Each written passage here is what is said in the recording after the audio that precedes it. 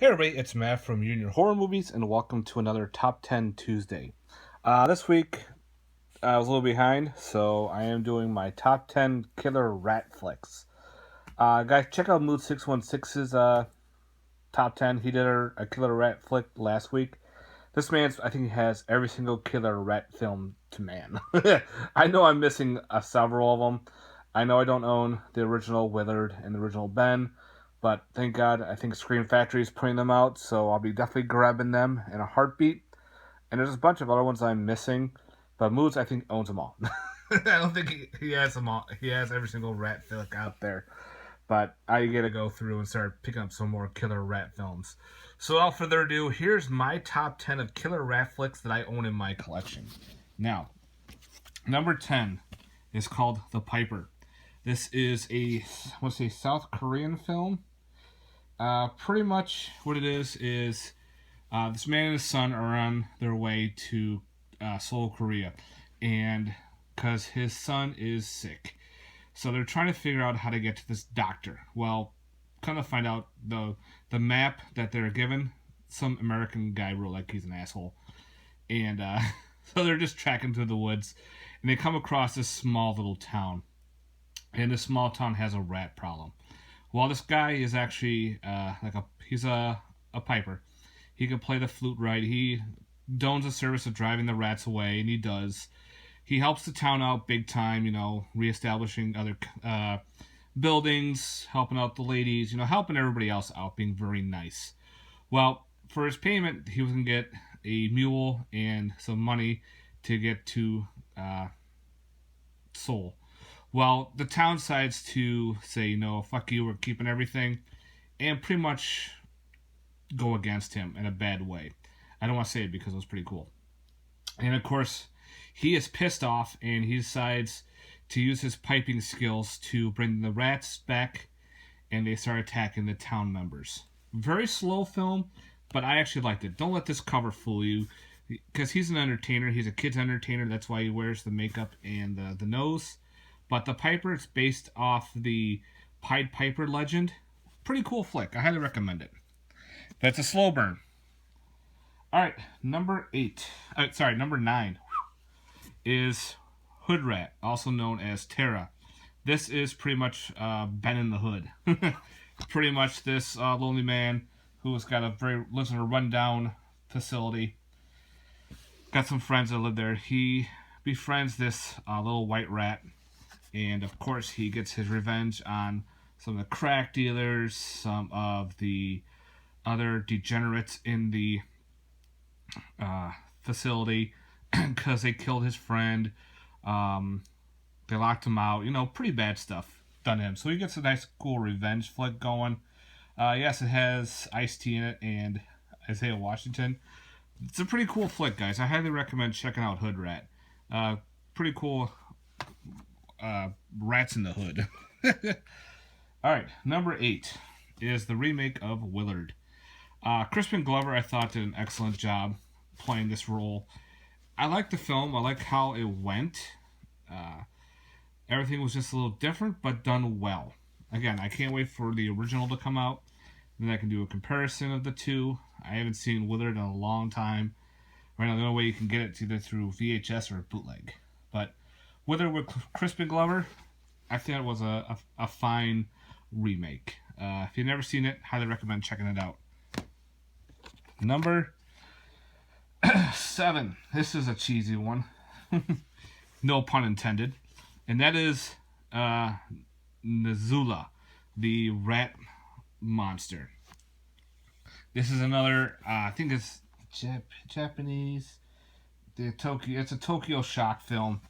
Pretty much radiation and toxic create this mutant monster.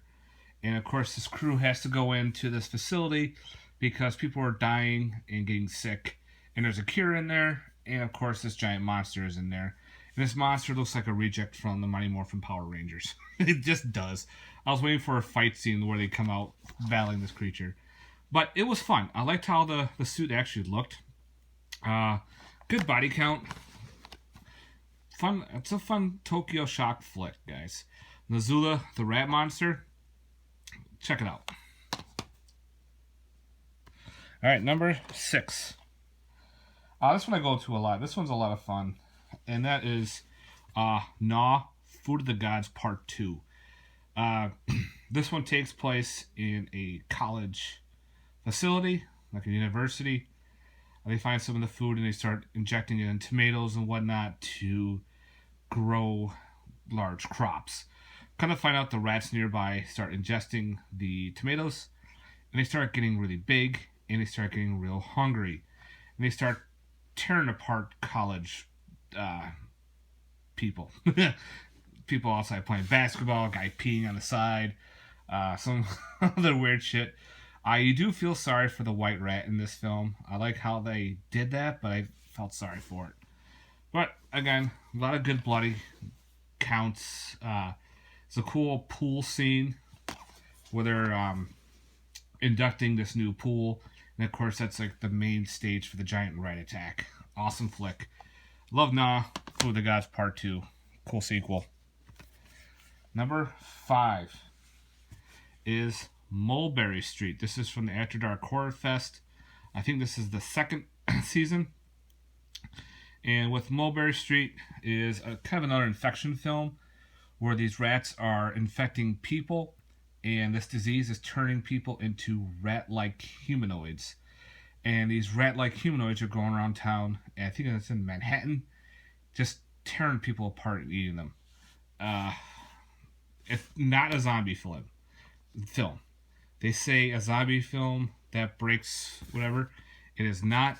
No way indeed. This is a zombie flick. It's an infection flick. They're rat-like creatures. They have the tails. They have the ears, the teeth, and they shred people apart. Fun flick. Great contained horror because they're all stuck in the apartment building. It's kind of run down, and these rat people are just running around tearing people apart. Mulberry Street, fun flick. Number 4, I consider this kind of like a killer rat flick. Kind of like a rat bat. But that's Graveyard Shift. Stephen King. Love this film. I was very happy to find the original cover art DVD of this movie. It was reissued again on DVD, but just finding the original artwork, that's the one I wanted because that goes by the original poster when it was released in theaters. This did have a theater run for a little while. They're in a cotton mill, and of course there's rats everywhere, and they're trying to exterminate the rats. And on the weekend, cleanup crew, they're going down in the basement and whatnot to clean up all the garbage down there, and they fall through the floors and they find caverns and everything, and there's just a giant like rat bat like creature in there devouring them. Awesome. I love Graveyard Shift. So much fun. Number 3 is the original Food of the Gods. I remember watching it for the first time, and I was floored by it. I thought it was scary. I was very little at the time, but all the stop motion with models, and of course using real rats was awesome. Good body count too. Great storyline, but I think it was by H.G. Wells. And of course, the DVD at the time was very out of print. Couldn't get it. And then, of course, Scream Factory releases this awesome double feature with Frogs. Great 2 nature run 'em up films together. But Food of the Gods.